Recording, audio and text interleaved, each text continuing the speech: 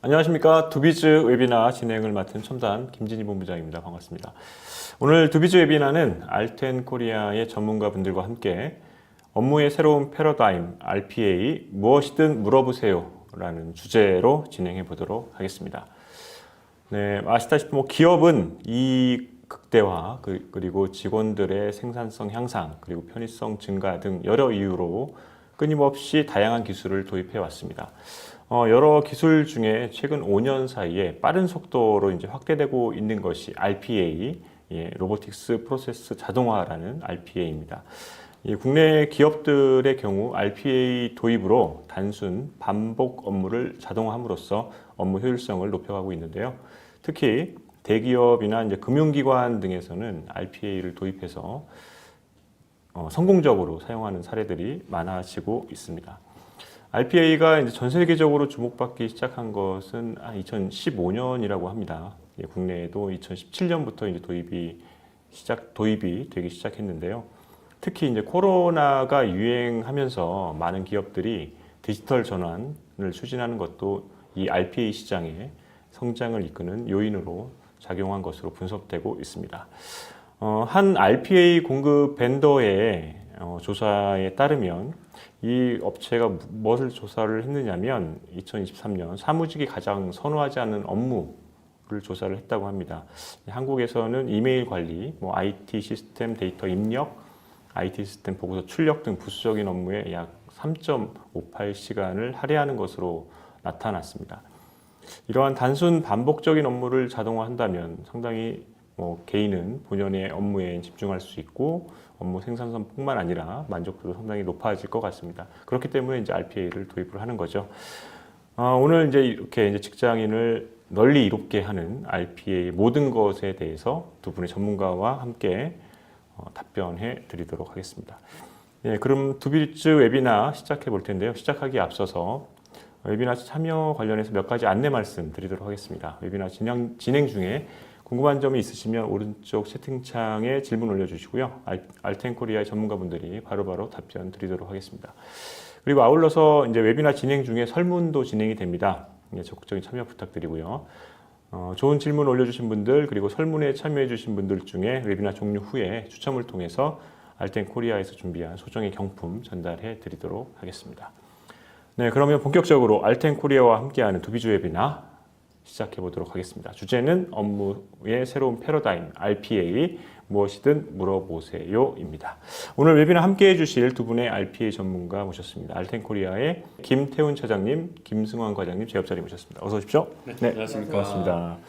시청하시는 분들께 차장님부터 간단하게 본인 소개 좀 해주시죠. 네, 안녕하세요. 저는 알텐코리아에서 RPA 사업을 담당하고 있는 김태훈 차장이라고 합니다. 반갑습니다. 네, 과장님. 네, 안녕하세요. 저는 RPA 팀에서 기술 파트를 담당하고 있는 김승환 과장이라고 합니다. 반갑습니다. 네, 오늘 두 분과 함께 RPA 모든 것에 대해서 한번 파헤쳐보는 시간을 갖도록 하겠습니다. 네, RPA 쪽 비즈니스에 몸담으신 지는 차장님부터 어느 정도 되셨나요? 저도 약 5년 정도 5년 되셨어요? 과장님. 네, 저도 동일하게 5년 정도 5년이요? 되었습니다. 네. 동합 10년이면 이제 업계 베테랑이라고 이제 봐야 되겠습니다. 그렇게 봐주시면 좋죠. 네, 오늘 이 두 분의 이제 베테랑 분들께 제가 질문하는 형식으로 오늘 웨비나를 좀 진행해 보도록 하겠습니다. 두 분께 이 질문을 좀 이제 드리면서 시작해 보겠습니다. 제가 이제 앞서서 이제 RPA 관련해서 쭉 설명을 좀 드리긴 했는데 RPA가 기업이 이제 도입함으로써 가장 큰 장점은 뭐라고 보시는지 각각 한 가지씩만 좀 말씀해 주시면 어떨까요? RPA가 다른 어떤 프로젝트성 그런 프로젝트들보다는 빠르게 좀 뭔가 결과를 도출하는 그런 것들이 좀 장점인 것 같고요. 네네. 기존에 있는 다른 어떤 시스템들을 크게 건드리지 않는 선에서 크게 변경되지 않는 점에서 약간 장점이 있는 것 같습니다. 그러면은 이게 프로젝트 기간이 되게 짧다는 얘기인가요? 네, 일반적인 아주 대규모의 SI성 프로젝트보다는 단기간에 좀 성과를 낼 수 있다라고 그럼 판단하고 있습니다. ROI도 이제 빠르게 네, 맞습니다. 얻을 수 있는 부분이 장점이라고 보셨고 네. 과장님은 어떤 부분이 좀 장점이라고 보십니까? 네, 저는 이제 RPA가 사람이 반복적으로 하는 업무를 대신 해주기 때문에 사람이 실제 인지 판단이 들어가는 고부가가치의 업무를 대체할 수 있는 시간이 많아지는 게 장점이라고 생각합니다. 네. 이 부분은 솔직히 RPA가 원래 이제 그 고유의 기능인 네. 거죠. 반복적인 업무들을 네. 예, 대체하면서 이제 그런 부분들이 뭐 금융권이라든가 이런 부분에서는 상당히 많은가 봐요. 바로바로 이제 그러니까 도입이 확산되는 거 보면은. 금융권 같은 경우는 워낙에 같은 업무를 하는 네, 사람들이 네. 많다 보니까 네, 네. RPA가 확산되기 위한 그 조건들이 아, 아주 적합했던 그렇죠, 거죠. 그렇죠. 네. 그러니까 대기업도 마찬가지인 것 같고. 네, 그죠? 맞습니다. 예, 그런 조건들이 그 환경들이 이제 RPA 도입하기에 네. 예, 적당한 환경들에서는 많이 도입이 확산이 되고 있는 것 같습니다. 그러면 이제 웨비나 이제 본격적으로 시작해 볼 텐데, 뭐 차장님께서 이 부분을 좀 말씀을 해주시고 시작해 보도록 하겠습니다. 오늘 이제 준비한 웨비나를 통해서 이제 시청하시는 네. 분들께 전하고자 하는 좀 핵심 메시지가 있다면 어떤 게 있을까요? 네. 저희가 오늘 준비한 내용들은 RPA를 도입 전에 알고 가셨으면 하는 내용들, 그리고 도입 후에도 반드시 좀 고려하셨으면 하는 내용들 위주로 중점적으로 좀 설명을 드릴 예정입니다. 그래서 그 내용들에 대해서 웨비나가 앞으로 쭉 이어지겠지만 향후 도입하실 때 또는 도입 후에 반영되어서 가져가실 수 있게끔 예, 그런 정보 전달성으로 준비를 해보도록 하겠습니다. 네, 알겠습니다. 어떤 뭐 좋은 솔루션도 그죠 무작정 도입할 수는 없죠. 네, 도입하기 맞습니다. 전에 이제 네. 충분히 고려해야 될 것도 있고 그리고 또 잘 사용하려면 네. 도입한 다음에도 계속적으로 지속적으로 그렇죠. 관심과 관리가 또 필요하고요. 관리가 필요하다는 네. 말씀. 예, 이 부분에 좀 주목하면서 웨비나 시청하시면 도움이 될 것 같습니다. 예, 그러면 이제 본격적으로 오늘의 이제 웨비나 주제 RPA에 대해서 이제 기초부터 좀 한번 쭉 살펴볼 텐데요. 우선 이제 알텐코리아가 어떤 회사인지 이제 간단하게 이제 소개를 먼저 들어보도록 해야 될 것 같습니다. 기존에 뭐 알텐코리아는 뭐 제가 알기로는 저도 이제 알텐코리아 관계자분들과 몇 번 웨비나를 진행해봤기 때문에 이쪽에 설계라든가 이제 시뮬레이션 이쪽 분야에서 맞습니다. 상당히 이제 강자라고 이제 얘기를 들었거든요. 네네. 예, 그 부분에 RPA 업무도 RPA 비즈니스에 좀 약간 의아하긴 했습니다. 예, 그런 부분들까지도 이제 네. 설명이 좀 포함되어 있을 네, 것 같은데 예, 한번 말씀해 설명이 주시죠. 반드시 좀 필요한 내용인 것 네, 같고요. 저희가 이제 본격적으로 시작하기 앞서서 회사에 대한 간단한 이제 소개를 드릴 텐데요. 알텐 그룹이 이제 이미 알고 계시다시피 프랑스에 좀 본사를 둔 이제 IT 구축, 예, 그리고 또는 기술 컨설팅, 설계 서비스 또는 이런 영역들을 이제 토탈 엔지니어링 서비스라고 하는데요.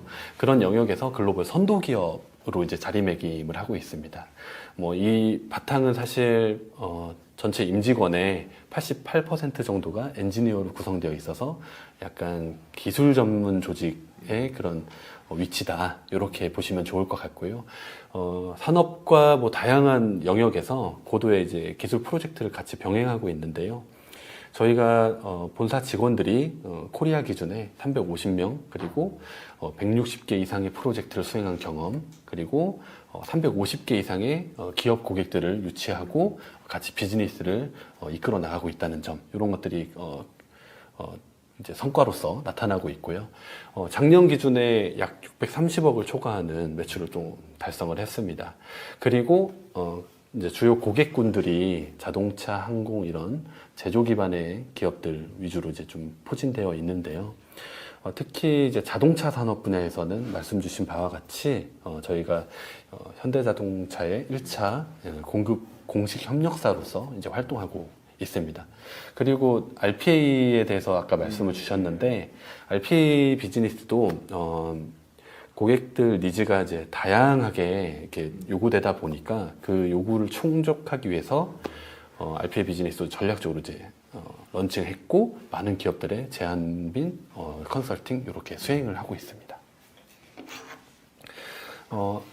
대표적으로 5가지 정도 업무에 대한 영역에 대해서 이제 토탈 엔지니어링 서비스를 하고 있는 상태고요. 저희가 산업 분야 그리고 그 산업 각 고객의 단계별 필요한 어떤 시스템, 컨설팅 이런 것들이 이제 포진되어 있는데 그 단계별로 공급할 수 있는 역량을 이미 좀 보유하고 있다라고 보시면 될 것 같습니다. 네, 알텐 코리아가 어떤 회사인지 간단히 살펴봤습니다.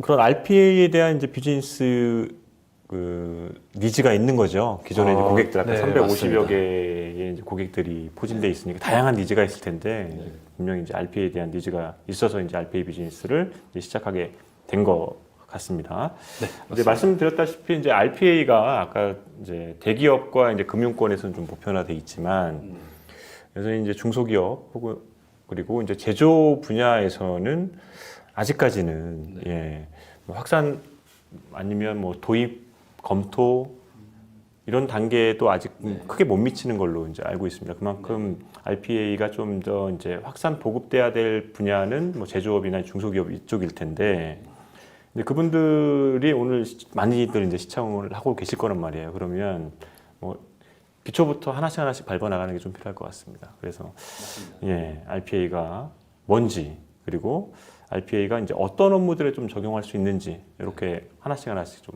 살펴보도록 하겠습니다. 네. 먼저 RPA가 뭔지 간략하게 좀 설명을 드려야 할 것 같고요. 네. RPA가 국내 소개된 지가 뭐 글로벌하게는 이제 2015년부터 이렇게 시작됐겠지만 17년도에 일부 금융권부터 이제 스타트를 했습니다. 다만 이제 현재 6년 정도 이제 시간이 지났음에도 불구하고 여전히 많은 이제 아직 도입하지 않은 그런 고객군에서 계속 주목받고 있고 문의를 받게 되는 그런 중요한 기술인 것 같습니다.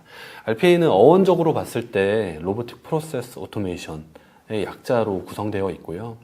소프트웨어 로봇 또는 봇을 이제 활용해서 반복적이고 규칙적인 업무들을 자동화하는 영역이라고 보시면 될 것 같습니다. 이러한 봇들이 사람이 실제 수행하는 방식과 동일하게 다양한 웹 그리고 기관 시스템 그리고 애플리케이션 내에서 동작할 수 있도록 구현하는 것을 이제 칭한다고 보시면 되고요. 한마디로 RPA가 뭐다라고 이제 좀 요약하자면은 내가 내 일을 좀 도와줄 수 있는 나만의 비서가 생긴다 이런 관점으로 접근하시면 많은 도움이 될 것 같습니다. 네. 나만의 비서. 네. 예, 좋죠. 비서 이제 잘 다뤄야죠. 네, 맞습니다. 비서는 내가 뭔가를 잘 알아야 이제 비서도 네. 아는 만큼 잘 다룰 수 있다라는 말이 있는데 그렇다면은 RPA가 이제 뭐 아까도 이제 말씀하셨지만 이제 반복적인 업무들 이런 처리에 이제 상당히 뭐 효과를 발휘할 수 있다라고 이제 보여지는데 기존 뭐 이런 사례들을 봤을 때 어떤 업무들에 좀 적용을 하면 그만큼 좀 효과가 났는지 이런 것들을 좀 체크할 필요가 있을 것 같습니다. 네, 맞습니다.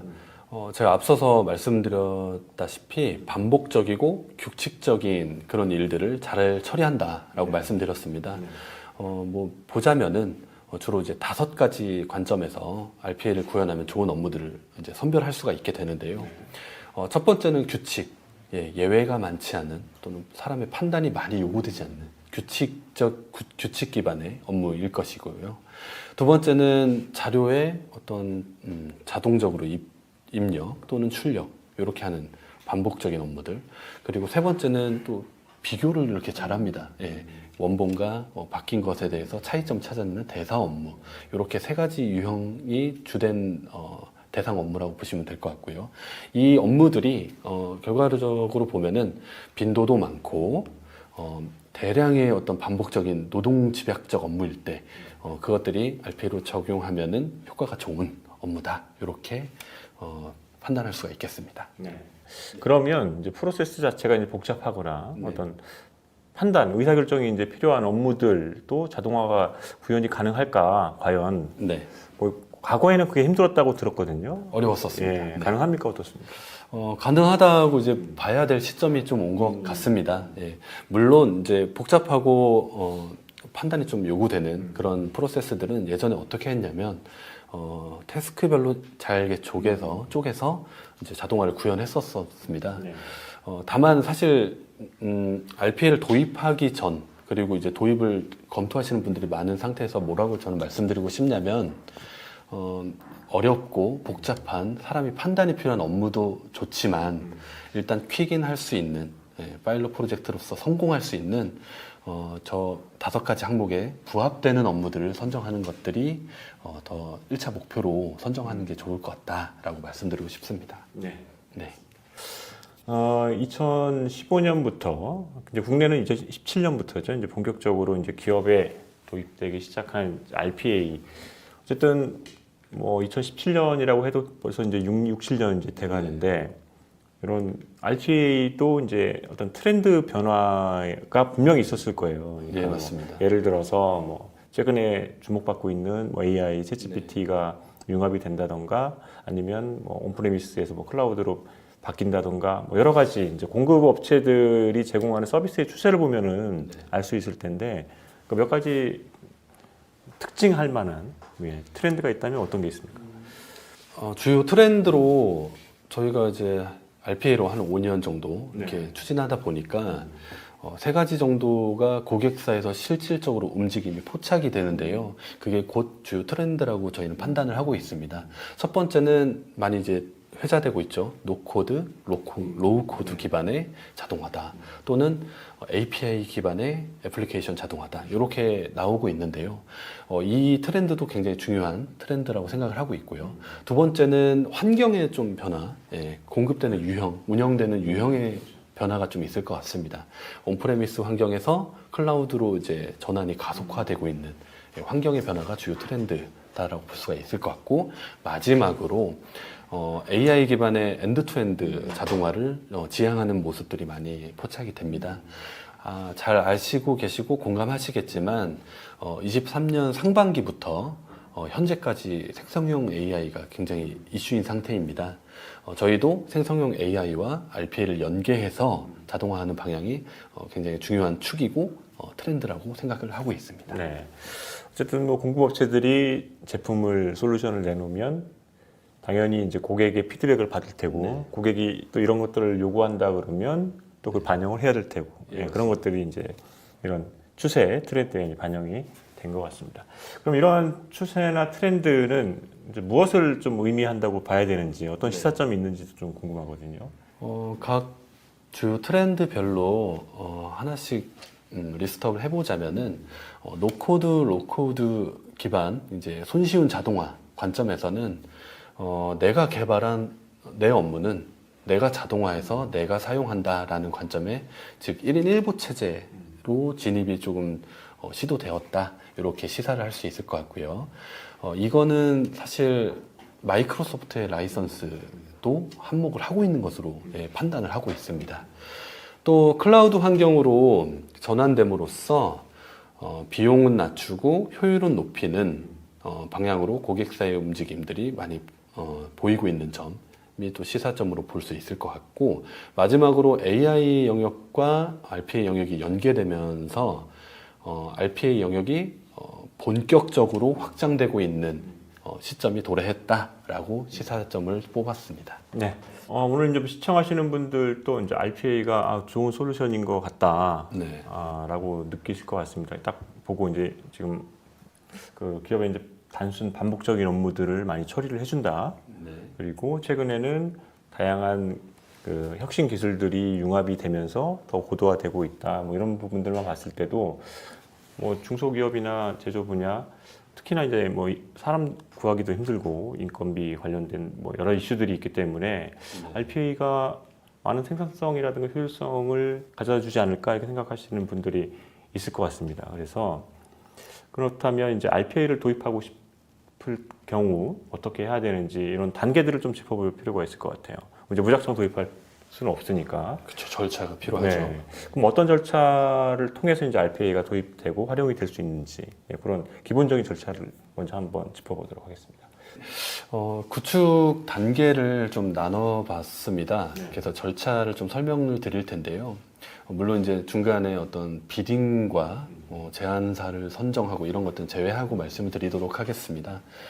먼저 RPA를 시작할 때는요, 첫 번째 그 업무를 이제 선정하고 하기 전에 프로세스 디스커버리 워크샵이라는 것들을 이제 적극적으로 추진하시기를 권장드리고 있습니다. 이게 어떤 내용이냐면 인게이지먼트 된 현업분들이 RPA가 무엇인지 이해하고 공감하고 우리한테 어떤 게 적합할지를 고민해보는 그런 워크샵이라고 보시면 됩니다. 이 워크샵을 통해서 나오는 산출물이 이제 접수된 업무가 될 텐데요. 이 업무들을 토대로 2번, 3번, 4번의 단계를 진행을 하게 됩니다. 그래서 과제 분석을 통해 선정 기준에 맞춰서 선정을 하게 되는데, 이 과정들은 고객사 주관 부서와 이제 통상적으로 이제 함께 진행하는 경우가 많이 있고요. 이후에 범위 확정과 업무에 대한 개발을 위해서 분석 설계에 착수를 하게 되고요. 이 개발된 업무에 대해서 각각 단위 테스트, 운영 테스트 순서로 진행하여서 프로젝트를 이제 딜리버리 하게 되는 절차로 진행됩니다. 네. 네. 때로는 이제 업무를 이미 정하셔서 문의를 주시는 경우도 있고요. 네, 아예 분석까지 해서 주시는 분들도 있습니다. 네. 어쨌든 뭐 이런 단계로 진행이 되기 때문에 이 네. 단계별로 단계 전에도 솔직히 뭐 고객 입장에서는 RPA가 뭔지 어떤 그 목표와 이런 것들 지향점이 분명해야겠다 라는 생각이 듭니다. 그러면 RPA가 이제 모든 업무에는 적용할 수 없잖아요. 모든 업무에 적용할 수 없기 때문에 그렇다면 좀 우선순위를 둬야 될 텐데 이런 뭐 평가 잣대나 뭐 어떤 기준 뭐 이런 게 있을까요? 각 공급 업체마다 아마 이제 기준들이 있을 거라고 생각됩니다. 저희는 일단 기본적으로는 정량적 평가 그리고 정성적 평가 두 가지를 평가를 하고 스코어링을 통해서 각 업무가 RPA 업무로서 어느 정도의 그레이드인지 그룹핑을 통해서 선정을 하는 그런 절차를 갖고 있습니다. 정량 평가에서는 각 업무가 발생하는 빈도 그리고 각 건에 소요되는 시간을 합산해서 계산해서 절감 시간을 비용으로 환산하는 절차를 가지고 있고요. 또 하나는 그 업무가 개발에 소요되는 시간은 곧 비용이죠. 그래서 그걸 토대로 ROI를 산정하는 절차를 진행하고 있고요. 이게 왜냐하면 개발 비용이 높으면 즉 ROI가 떨어지는 요소라서 굉장히 좀 중요한 요소라고 봅니다. 두 번째 정성평가에서는 해당 업무가 미치는 비즈니스적인 영향도 또는 시급성 이런 것들을 이제 수치화해서 스코어링을 하게 되거든요. 이거는 현업 이제 인터뷰를 통해서 도출되는 경우가 많은데 이런 우선순위에 대한 니즈가 있을 경우에는 그것들을 우선순위로 이렇게 올려서 평가를 하고 선정을 하는 절차를 진행합니다. 네. 알겠습니다. 지금까지 쭉 이제 제가 두 분을 모셔놓고 김태훈 차장님께만 계속 질문을 드린 것 같아서 이번에는 이제 김성환 과장님께 좀 질문을 드리도록 하겠습니다. 김태훈 차장님과는 어쨌든 이 단계별로 이제 프로세스가 있다. 프로세스가 있고 그리고 이제 어떤 업무에 이제 RPA를 적용할지에 대해서 적용 우선순위를 둬야 되는데 그런 평가 잣대 이제 기준까지 좀 살펴봤습니다. 그럼 이제 김성환 과장님께는 어쨌든 뭐 RPA뿐만 아니고 이제 모든 솔루션은 뭐 도입하기 전에 여러 가지 뭐 검토해야 될 것들이 충분히 있잖아요. 네. 많이 있죠. RPA도 뭐 예외는 아니고 네. 그렇죠. 그럼 RPA 도입 전에 꼭 검토해야 할 것들 몇 가지 이제 정리를 해오신 것 같은데 네. 그 부분에 대해서 좀 설명을 해주시죠. 네. RPA를 성공적으로 도입하기 위해서는 몇 가지 중요 요소가 있지만 저는 이제 크게 네 가지로 정리를 했거든요. 그래서 네 가지에 대해서 설명을 드리겠습니다. 첫 번째 요소는 표준화입니다. 그래서 보통 RPA를 처음 도입하는 회사는 파일럿 프로젝트를 먼저 시작해서 RPA 효과를 입증하고 이후 프로젝트를 확장하게 되는데 파일럿 프로젝트 단위더라도 저희가 표준화를 준수해서 RPA 프로젝트를 진행하는 것이 중요하다고 생각합니다. 두 번째로는 RPA 전용 PC의 도입입니다. 보통 RPA를 도입할 때 사람이 RPA 업무를 직접 실행시키는 것이 아닌 스케줄 트리거 기반의 RPA 운영을 주로 고려하게 되는데요. RPA 전용 PC를 도입함으로써 RPA 운영 시 안정성과 유지보수 용이성을 확보할 수 있습니다. 또한 이제 RPA를 사람과 다르게 업무 시간이 정해져 있지 않아서 하루 20시간 이상 업무를 수행할 수 있으므로 업무 특성별로 RPA PC를 분산하여 사용하는 것이 필요합니다. 마지막으로 RPA PC를 구성할 때 클라우드 환경을 구성하는 것도 좋은 방법 중 하나인데요. 클라우드로 RPA 솔루션을 구성하게 되면 클라우드의 장점인 유연성과 확장성을 확보할 수 있어 RPA 효과를 더욱 극대화할 수 있습니다. 세 번째로는 재활용인데요. RPA 개발 프레임워크를 준수하여 재사용 가능한 로직은 공통 모듈로 구현할 수 있습니다. 이후 과제 개발 시 각각의 모듈들을 재활용하여 탑다운 방식으로 개발하는 것인데요. 이렇게 하면 새로운 자동화 프로세스를 개발할 때마다 중복된 작업을 처음부터 만들 필요 없이 기존의 모듈을 재사용해 개발하기 때문에 개발 효율성을 높일 수 있습니다.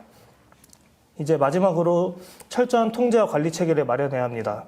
RPA는 권한 관리를 통해 사용자 또는 부서별 유저 권한을 관리할 수 있습니다. 관련 부서나 사용자가 아닐 경우 권한별로 통제하기 때문에 무분별한 접근을 막을 수 있습니다. 또한 unattended bot을 사용하여 중앙 관리 체계를 확립할 수 있는데 unattended bot은 사람이 개입하지 않아도 업무를 수행할 수 있어 효율적이고 사용자의 불필요한 입력이 없기 때문에 오작동을 방지할 수 있습니다.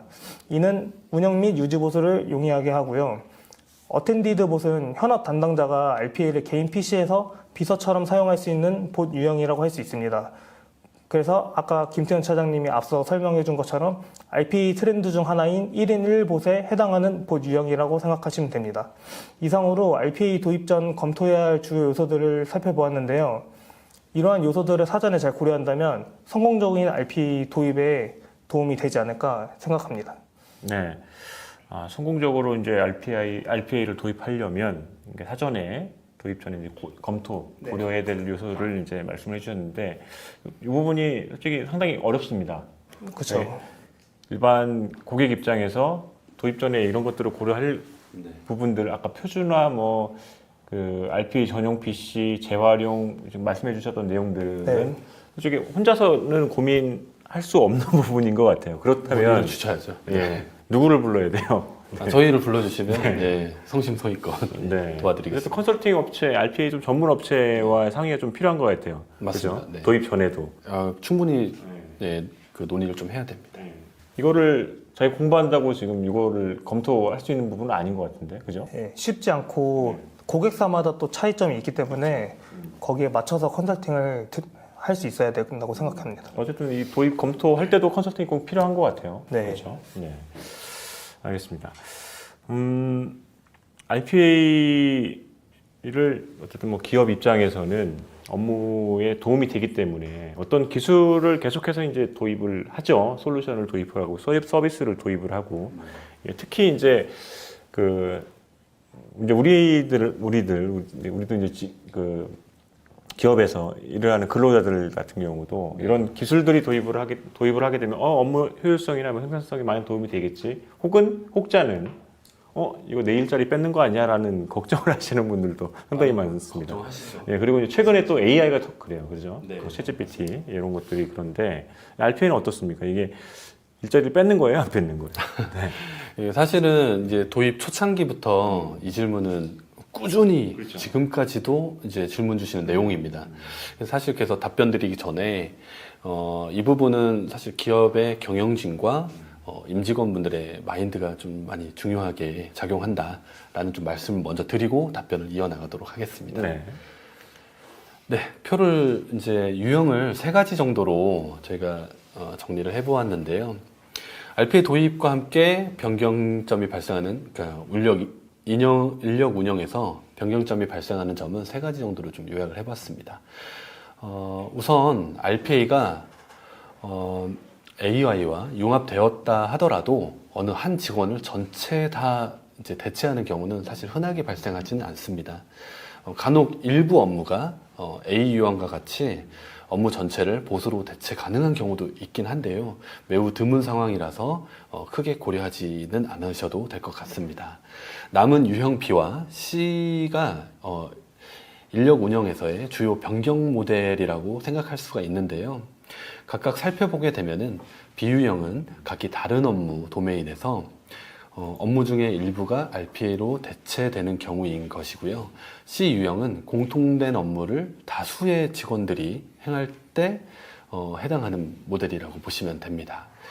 이렇게 자동화가 되더라도 어느 한 직원을 전체 다 대체하는 그런 경우가 아니기 때문에 이 절감된 시간을 고부가 가치 업무에 좀 더 할애를 한다든지 회의를 할 수 있는 시간을 더 부여한다든지 창의적 업무를 할 수 있게끔 한다든지 해서 하는 경우가 대다수이고요. 이제 사실 일부 예, 사람들은 RPA를 이제 도입하게 되면 몇 명을 더 줄일 수 있냐라는 이제 질문들 하시는 경우도 있어요. 그런 경우에는 저희가 이제 어떻게 좀 말씀을 드리냐면은 증원을 예방하고 현재 직원의 업무 품질, 만족도 이런 것들을 제고할 수 있다. 그리고 좀 부수적으로 초과 근무 수당을 줄일 수 있다. 이렇게 좀 설명을 드리고 있습니다. 네, 아주 좋은 말씀인 것 같아요. 아, 그렇죠? 예. 사람을 이렇게 지금에 있는 네. 그렇죠. 지금에 있는 근로자, 작업자로 최상의 퍼포먼스를 낼 수 있도록 도와주는 네. 아주 좋은 도구다. 이렇게 정리를 해볼 수 있을 것 같습니다. 어쨌든 맞습니다. RPA를 도입하면서 내 일자리를 뺏진 않는다. 네, 야근이 준다라고 야근이 생각하시면 좋을 것 같아요. 그러니까 내 비서예요. 비서한테 그렇죠. 내 비서한테 자리를 뺏기지는 않겠죠. 예. 어쨌든 네. 그거를 어떻게 이용하느냐, 어떻게 잘 이용하느냐, 그 부분이 이제 중요할 것 같습니다. 이렇게 뭐 시중에 이제 RPA 시장이 이렇게 2017년, 15년부터 도입이 되면서 굉장히 커졌어요. 여러 이제 보고서들을 보면은 네. RPA 시장이 계속 가파르게 연평균 보니까 두 자릿수 이상 계속 이제 성장을 하고 있던데 예. 그렇다 보니까 시중에는 이제 플레이어들이 상당히 많습니다. 네, 아시다시피 A사도 있고 B사도 있고 그리고 M사도 있고 네. U사도 있고 그리고 그 이제 국내에서도 이제 여러 이제 RPA 벤더들이 많이 생기고 있는데 국산 제품부터 이제 외산 제품까지 굉장히 이제 치열한 시장입니다. 그렇다면 이 RPA 솔루션 우리 기업에 맞는 RPA 솔루션을 도입을 해야 될 텐데 그렇죠? 네. 그러면 이제 어떤 선정 기준을 가지고 도입을 해야 된단 말이죠. 예, 맞습니다. 그런 팁 좀 전달해 주시죠. 어떤 분이? 네, 과장님. 제가 과장님 설명드리겠습니다. 말씀해 주시죠. 첫 번째로 강력한 자동화 포트폴리오를 제공하는지 고려해야 합니다. 다양한 자동화 템플릿과 모듈을 제공하는 솔루션은 도입 초기부터 빠르게 업무 자동화를 진행할 수 있도록 도와줍니다. 이를 통해 시간과 비용을 절감할 수 있으며 반복적인 작업을 효율적으로 처리할 수 있습니다. 두 번째로 비즈니스 지향 도구 및 기능 제공의 유무를 확인해야 합니다. RPA 솔루션이 비즈니스 프로세스에 쉽게 통합될 수 있도록 즉 개발 및 운영 편의성 측면에서 사용자 친화적인 인터페이스와 강력한 기능을 제공해야 합니다. 드래그 앤 드롭 방식으로 자동화 프로세스를 설계할 수 있는 기능은 현업 사용자들이 쉽게 RPA를 개발할 수 있게 도움을 주는 대표적인 기능 중 하나입니다. 세 번째로 다양한 어플리케이션과 확장성을 보장하는 솔루션을 선택해야 합니다. RPA 솔루션은 기업 내에서 사용되는 여러 어플리케이션과 원활하게 통합할 수 있어야 하고 이는 업무 프로세스를 더 효과적으로 자동화할 수 있도록 도와주는데요. ERP, CRM, 데이터베이스 등 다양한 시스템과 연동이 가능한 솔루션인지 확인해야 합니다. 네 번째로는 보안 및 규정 준수 전문 기술을 갖춘 솔루션을 선택해야 합니다. RPA는 개인정보, 회사 대외비 등 민감한 데이터를 처리할 수 있기 때문에 강력한 보안 기능과 규정 준수를 보장해야 합니다. 데이터 암호화, 적금 제어, 감사 로그 등의 기능을 제공하는 솔루션이 필요합니다. 마지막으로 명확한 자동화 로드맵을 제시하는 솔루션을 선택해야 합니다. 솔루션 제공업체가 지속적으로 솔루션을 업데이트하고 새로운 기능을 추가하는지 확인해야 합니다. 자동화 로드맵을 통해 RPA 도입 이후에도 지속적인 개선과 발전을 기대할 수 있습니다. 네, RPA 다양한 이제 RPA 솔루션이 이제 시중에 나와 있는데 이 솔루션들을 도입을 할 때 이제 중요하게 고려해야 할 것들 5가지를 말씀해 주셨죠. 강력한 자동화 포트폴리오를 갖추고 있는지, 그리고 비즈니스의 지향 도구 및 기능들을 갖고 있는지, 그리고 확장성을 보장하는 기능을 갖추고 있는지, 그리고 보안 및 규정 준수 전문 기술을 탑재하고 있는지, 그리고 명확한 자동화 로드맵을 갖고 있는지, 이렇게 5가지 도입할 때 중요하게 고려해야 될 요소들, 이런 부분들은 꼭 살펴보시는 게 좋을 것 같습니다. 네, 그러면 이렇게 이제 솔루션들을 도입을 했어요. 도입을 함에 있어서 이제 항상 검토되는 부분들이 유지보수 정책, 그렇죠. 그리고 이제 유지보수 정책과 유지보수 이제 비용인 거죠. 이런 부분들에 대한 그 해당 솔루션을 제공하는 벤더들은 어떤 정책을 좀 갖고 있는지 이런 부분들도 향후에 비용이 굉장히 커지면 또 이제 고민이기 때문에 상당히 이제 그 도입에 있어서 상당히 중요하게 생각해야 될 포인트입니다. 이 부분에 대해서는 이 부분에 대해서는 김태훈 차장님께서 제가 한번 설명 좀 설명드리도록 해주시죠. 네. 네, 이 부분도 도입 전에 좀 반드시 짚고 넘어가야 되고 초반부터 고려가 되어야 하는 부분입니다. 비용이기 때문에 또 중요하죠. 이미 도입한 고객분들이 RPA에 대해서 이제 평가를 할 때는 이런 말씀들을 많이 하세요. 구축보다는 유지 보수 그리고 운영에 좀 더 초점이 맞아서 해야 된다라고 말씀들 많이 주시는데요. 그만큼 이제 변화와 이런 것들에 대응하는 것들이 많이 생기고 이런 것들이 이제 중요하다라고 말씀 주시는 것 같아요. 이제 유지 보수는 크게 콜 서비스 프로그램하고 매니지 서비스 프로그램 이렇게 두 가지로 나뉘는데요. 편의상 콜 서비스 프로그램은 CSP, 매니지 서비스 프로그램은 MSP 이렇게 칭하도록 하겠습니다. CSP는 RPA 내재화가 잘 되어 있고 구현된 업무의 수량이 적은 경우에 좀 적합하다라고 볼 수가 있는 방식이라고 보면 됩니다. CSP는 계약 시에 협의한 맨데이 또는 맨먼스를 가지고 연간 소진하는 비상주 방식의 유지보수 방식입니다. 유지보수의 접수와 해결까지의 그런 시간을 이제 재개되어 있고요. 그만큼을 차감해서 계산하는 방식입니다. MSP는 대규모로 좀 자동화가 되어 있고 저희와 같은 이제 공급 업체에서 이제 주로 이제 서비스하는 내용인데요. 내용에 포함된 거는 상시 개발 그리고 유지 보수, 운영 업무를 이제 총괄하는 그런 영역이라고 보시면 됩니다. 어떻게 보면 위탁 이제 상주 방식인 거죠. 예, MSP는 이제 원활한 운영을 위해서 대규모일 때 반드시 좀 고려되면 좋은데요. MSP 같은 경우에는 인력 규모와 그리고 투입 맨먼스를 산정해서 이제 계약 시에 이제 체결을 진행하는 경우가 많습니다. 이러다 보니까 많이 이제 질문 주시는 내용이 한 가지 또 있어요. 그게 뭐냐면은 우리는 몇 개의 업무를 지금 운영하고 있는데 몇 명의 운영 인력이 필요해? 라는 이제 질문들 많이 주십니다. 근데 저희가 통계적으로 이제 접근해서 산출을 해보니까 약 40개 또는 50개 정도의 업무 수준일 때 한 명이 투입해서 운영을 하고 틈틈이 신규 개발도 진행한다라는 계산이 나오더라고요. 그래서 이것도 이제 꼭 말씀드리고 싶었습니다. 네. 네. 어쨌든 고객이 이제 RPA를 도입함에 있어서 이렇게 이제 어떤 유지보수 그 벤더가 어떤 유지보수 정책이나 어떤 비용 정책을 가지고 있는지 이런 것도 살펴보는 것도 상당히 중요하다. 예, 이렇게 보여집니다. 그렇다면 이제 기업들이 이제 RPA를 도입했어요. 도입하고 아까도 이제 그런 말씀을 해주셨는데 운영하고 어떤 활동을 하는 게 상당히 중요하잖아요. 결국에는 RPA가 이제 회사 내부에 기업 내부에 이제 자리 잡고 이제 다음으로는 이 업무 말고 타 업무로 이제 확산. 어쨌든 성공적으로 가기 위해서는 이제 그런 활동들이 이루어져야 되는데 그러면 이제 기업들의 성공적으로 이제 RPA가 도입되기 위해서는 어떤 활동들을 좀 지속적으로 펼쳐 나가야 되는지 그런 부분에 대한 좀 언급을 좀 해주시죠. 네. 이미 도입을 한 고객들에게 이제 피드백을 좀 많이 받아봤습니다. 네. 그래서 한 4가지 정도로 이제 피드백들을 좀 정리를 할 수 있었는데요. 뭐 첫 번째로는 이제 운영 및 유지 보수가 좀 어렵다라는 의견들이 있었습니다.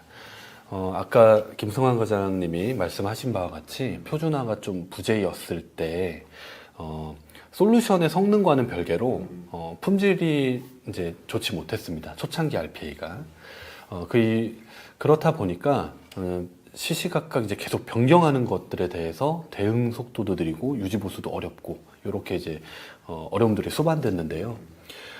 그러다 보니 RPA 업계에서는 어떤 특정 기간 동안에는 기존에 했던 프로젝트의 품질을 개선하는 프로젝트가 이제 진행된 시간들이 있었습니다. 예. 그렇다 보니까 이런 부분들을 좀 많이 뽑아 주신 것 같고요. 두 번째는 지속적으로 늘어나는 이제 비용 부담. 예, 이거 이제 문제라고 할 수 있죠. 업무 프로세스가 사실 계속 변경되고 생성되고 또는 삭제되고 이렇게 이제 약간 생물처럼 움직이는데요. 이것들이 유지보수 항목을 계속 만들다 보니까 운영 비용으로 이제 직결되었습니다. 예, 그리고 확산을 하면 할수록 보세 수량이 많아지다 보니 라이선스에 대해 지출되는 비용이 많아지는 그런 이제 비례하는 문제가 생겨서 그런 부분들을 좀 호소를 하셨었고요. 세 번째는 지속적으로 이제 투자를 해야 되는데 RPA 사업에 대해서 이 부분에 대해서 이제 경영진 설득이 좀 어렵다라는 의견들이 많이 주셨습니다. 이유인즉슨 RPA 구축 효과에 대해서 솔루션 내에서 제공하는 ROI 측정이라든지 이런 게 굉장히 제한적이에요. 그렇다 보니까 정말 눈으로 볼 수 있는 어떤 효과에 대해서는 경영진 또는 C레벨 분들이 이제 와닿지가 않았던 부분들인 것 같습니다. 그래서 몇몇 이제 공급 업체들은 포탈이라는 거를 적극적으로 또 이제 딜버리를 했죠. 그리고 그 안에 ROI에 대한 영역도 일부 담아내려고 많은 노력들을 했습니다. 그렇지만 일부 몇 개의 사례를 빼고는 약간 효과가 미비했다 이렇게 판단을 하고 있고요. 그래서 RPA 구축을 할 때도 어떤 시각적 BI 이런 부분들까지 고려해서 표현을 해줄 수 있는 방법이 같이 고민되면 좋겠다라는 생각에 좀 도달했고요. 네 번째는 관리와 통제 부재를 이제 뽑았는데요. 이 부분이 사실 RPA 솔루션들이 제공하는 서버 그리고 이제 대시보드 이런 기능에서는 보세 관제와 시기적절한 관제 그리고 계획적으로 RP를 운영하는데 대응하기 좀 어려운 점들이 많이 있었던 것 같습니다. 그래서 3번과 동일하게 포탈이라는 이제 부수 프로젝트죠. 그것들을 통해서 이 부족한 기능들을 채우려는 시도들이 많았는데요. 대표적으로 보PC가 운영되는 모습을 포탈에서 실시간으로 좀 보길 원한다든지 포탈 내에서 보PC를 제어하길 원한다든지 이런 것들이 RFP에 이제 이렇게 찍혀서 나오는 경우가 대표적인 사례라고 좀 볼 수 있습니다.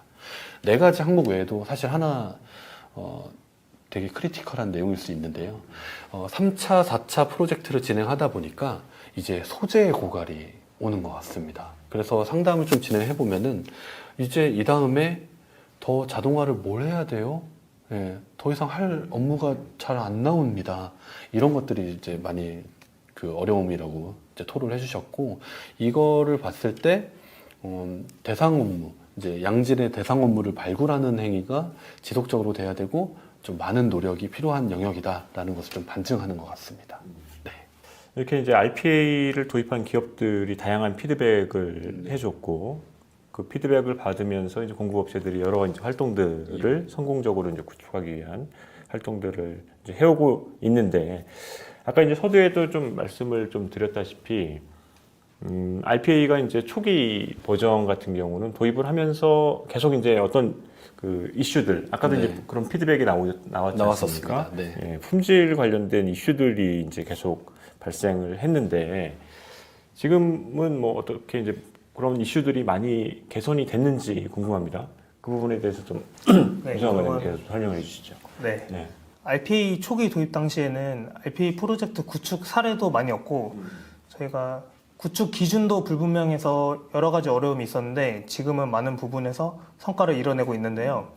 먼저 초기 품질 이슈에 대해서 말씀드리면 RPA 도입 초창기의 프로젝트들은 각 개발자의 역량에 의존해서 개발되는 경우가 많았습니다.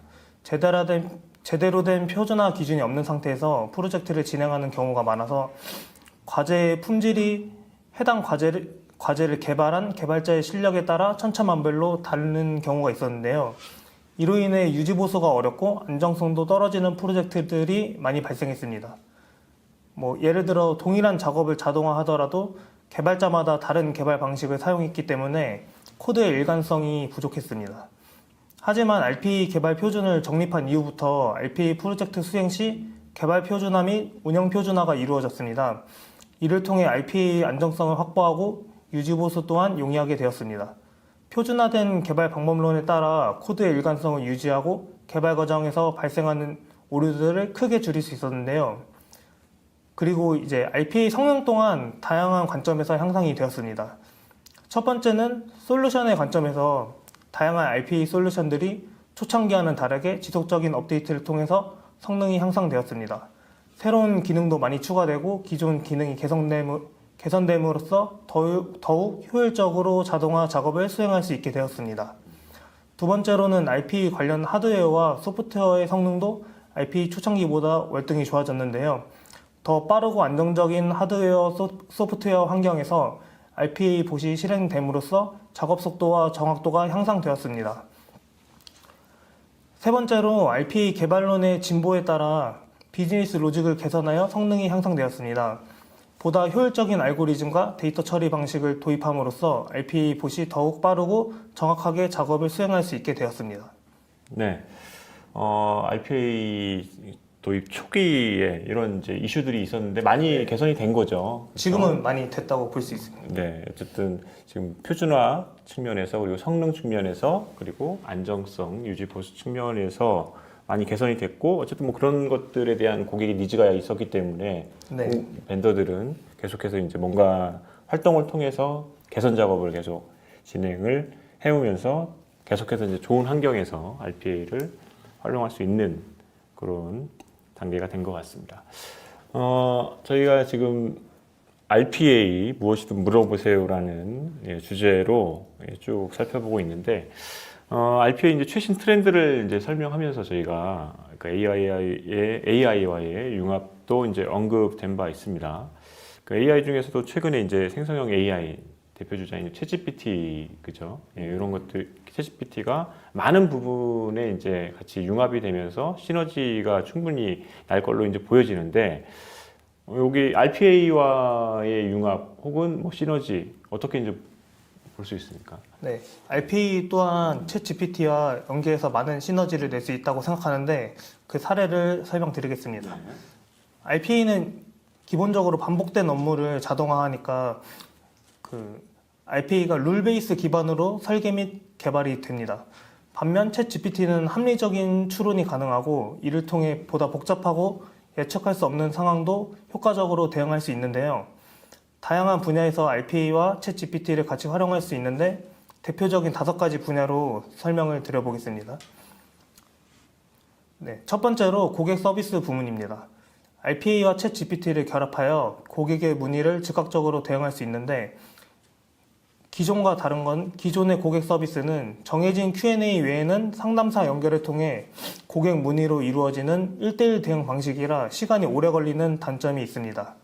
하지만 챗GPT 학습을 통해 고객이 자주 묻는 질문에 대해서 챗GPT가 실시간으로 응답을 하고 RPA가 필요한 후속 조치를 자동으로 처리할 수 있게 됩니다. 이를 통해 고객 만족도를 높이고 서비스 품질을 개선할 수 있을 것으로 보입니다. 두 번째는 영업 부문인데요. RPA와 챗GPT를 활용하면 고객의 요청에 따라 고객에게 맞춤형 제품을 추천하고 요청 정보에 기반한 구매 결정을 도울 수 있습니다. 챗GPT가 고객의 요구사항을 파악하여 가장 적합한 제품을 추천하고 RPA가 해당 제품의 재고 확인 및 주문 처리를 자동으로 진행할 수 있을 것으로 생각됩니다. 세 번째는 연구 및 개발입니다. 고객 데이터 및 피드백을 분석하여 제품 개발에 반영할 수 있는데요. 챗GPT가 고객 리뷰를 분석하여 주요 피드백을 추출하고 RPA가 이를 정리하여 연구 개발팀에 데이터를 제공할 수 있습니다. 이러한 데이터를 바탕으로 연구 개발팀은 고객의 피드백을 반영한 제품을 효과적으로 개발할 수 있습니다. 마지막으로는 직원 교육입니다. 기업 내부 정책 등의 정보를 챗GPT가 학습하고 직원들에게 제공할 수 있습니다. 사내 규정, 제품 설명 등에 관련된 직원들의 질문에 실시간으로 답변하고 RPA가 해당 자료를 자동으로 배포할 수 있습니다. 이를 통해 업무 효과를 높이고 시간 절약을 할 수 있으며 직원들의 역량을 강화할 수 있을 것으로 보입니다.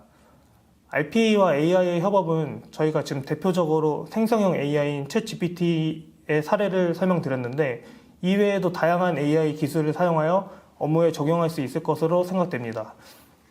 챗GPT와 더불어 OCR, 챗봇 등 다양한 AI 제품과 연계하여 RPA와 AI의 더 큰 시너지를 낼 수 있다고 생각합니다. 네, 맞습니다. 그러니까 챗GPT와 RPA 상당히 이제 닮은 점이 많은 것 같고 충분히 이제 시너지가 많이 날 것 같습니다. 특히나 이제 마이크로소프트는 오픈 AI와 협업을 통해서 이제 챗GPT, 뭐 코파일럿 다양한 이제 생성형 AI 프로그램들을 만들고 있기 때문에 이 부분에서 더 나은 RPA와 접목이 더 나은 부분으로 발전해서 그게 더 경쟁력이라고 이제 볼 것 같은데 어떻게 생각하십니까? 어떤 이제 플랫폼 내에 좀 포함되다 보니까 아무래도 서드 파티로서 활용되는 것과 자사 플랫폼 내에 이제 포함돼서 어떤 솔루션을 이제 오더하는 거죠. 예, 오더해서 쓰는 거랑은 약간의 퍼포먼스적인 측면과 뭐 여러 장점들이 있을 것 같아요. 그래서 마이크로소프트나 이런 벤더에서 현재 좀 많이 저희 말로는 이 RPA 업계에서는 약진하고 있고 예, 이렇게 표현하고 있는데요. 예, 많은 향후도 좀 기대가 되는 방향으로 많이 드리블을 하고 있다라고 좀 판단하고 있습니다. 네. 어쨌든 RPA를 도입함에 있어서 이런 챗GPT나 생성형 AI의 도움을 받는다면 조금 더 그죠? 그 효과적인 업무에 더 효율적인 업무 생산성 향상이 나올 것 같습니다. 네, 그러면 이제 저희가 오늘 두 분의 전문가분들과 함께 업무의 새로운 패러다임 RPA 무엇이든 물어보세요라는 주제로 RPA에 대한 이제 궁금증을 이제 풀어봤는데 이제 마지막으로 이제 살펴볼 부분이 RPA의 성공 요건이라는 뭐 주제를 가지고 오셨어요. 장표를 가지고 오셨는데 뭐 다양한 스텝입니다. 다양한 한 7가지 정도의 요소들을 가지고 오셨습니다. 네, 이 부분에 좀 많은 감이 없지 않아 네. 있는데요. 네네. 만약 충족이 된다면 네. 여러분들도 RPA 도입을 하는 데 있어서 성공으로 좀 더 가까이 다가갈 수 있다라고 보여지는 항목들만 골라왔습니다. 그중에 첫 번째, 두 번째 같은 경우는 사람에 관한 내용이에요. C레벨의 스폰서십과 현업을 반드시 끌어들여서 그들이 요구하는 니즈에 맞게끔 개발하는 산출물을 만드는 이런 영역들이 있을 것 같고요. 그리고 파일럿 프로젝트가 굉장히 중요하다고 이제 누차 말씀드렸다시피 이게 성공이 돼야 넥스트에 대한 예산과 계획과 수립이 이런 것들이 자연적으로 따라옵니다. 그러다 보니까 중요하게 좀 보고 있고 네 번째는 내재화 영역을 좀 꼽았는데요. IT 부서가 있다면 그 부서 내에서 운영을 할 수 있는 정도로는 이제 내재화, 그리고 현업 개발자도 양성이 가능하다면 몇 명씩은 TFT 형식으로 좀 양성을 해서 환기를 시킬 수 있게 지속적으로 이렇게 공감대를 형성하는 거 이렇게 볼 수가 있을 것 같고요. 5번 같은 경우는 사실 선택이 아니고 필수가 되어버린 상황입니다. AI와의 연계를 해야 어떤 경영진에 대한 설득과 어떤 정말 디지털 트랜스포메이션에 좀 가깝게 간다고 보시면 될 것 같아요. 그리고 6번 같은 경우는 현재 트렌드에 맞게 클라우드 선택이 굉장히 이제 가속화되고 있어요. 기존의 온프레미스에서 클라우드로 변환도 가속화됐지만 처음부터 클라우드로 고려하시는 것도 비용 측면에서 많은 세이브가 좀 될 것 같습니다. 그리고 제일 중요한 7번인데요. 저희와 같은 알텐코리아와 같은 전문적이고 제대로 구축하는 그런 공급 업체와의 파트너십 체결을 통해서 위에 있는 여러 가지 항목들을 같이 가이드 받고 컨설팅 받을 수 있는 공급 업체 선정하는 게 중요한 것 같습니다. 네, 뭐 이렇게 7가지 살펴봤는데 어쨌든 뭐 다양한 프로젝트 경험에서 RPA를 성공한 기업, 그렇죠? 실패한 기업이 있는데 모두 이제 경험하셨을 테고, 그렇죠? RPA 도입 성공 기업들이 성공할 수밖에 없었던 요인들도 여기에서 보이고, 그렇죠? 추가적으로 이제 최근에 주목받고 있는 기술들, 혁신 기술들과의 시너지 이런 것들도 필요하다. 이렇게 해서 이제 7가지의 성공 요건들을 한번 짚어주셨습니다.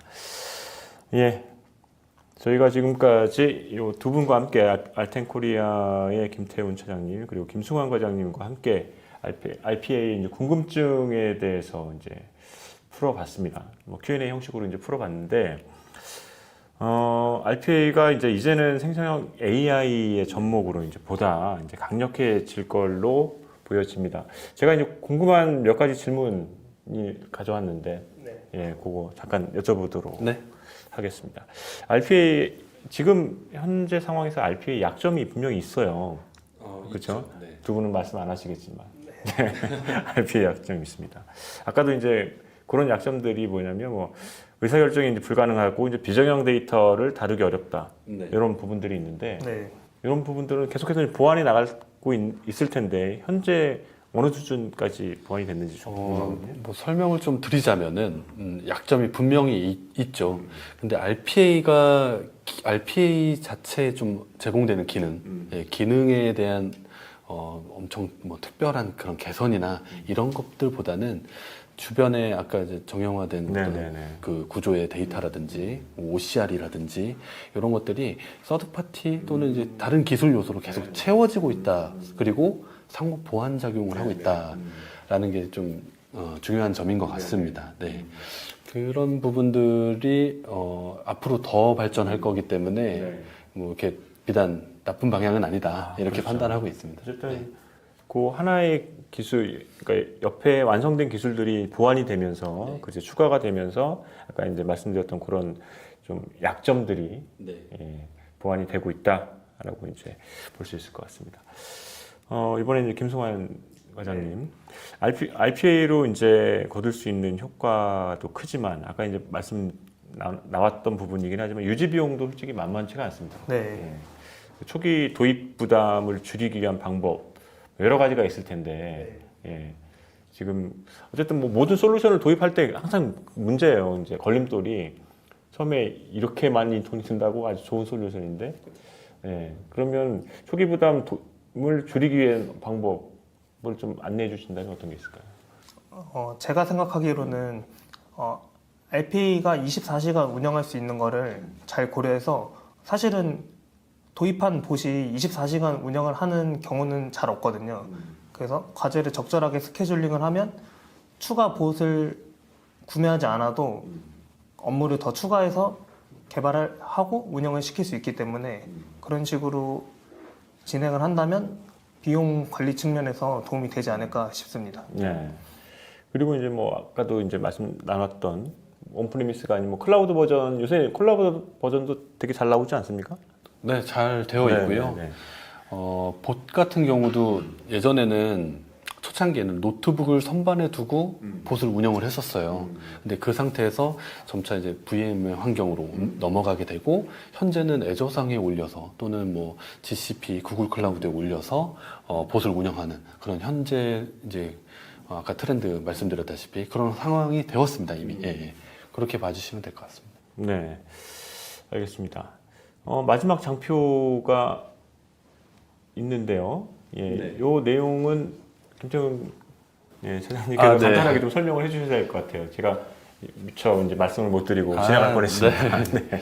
저희가 7월에도 이제 RPA가 개발되는 과정에 대한 이제 웹이나 그리고 데모를 통해서 RPA가 어떤 식으로 운용되는구나 이런 부분들을 진행할 계획인데요.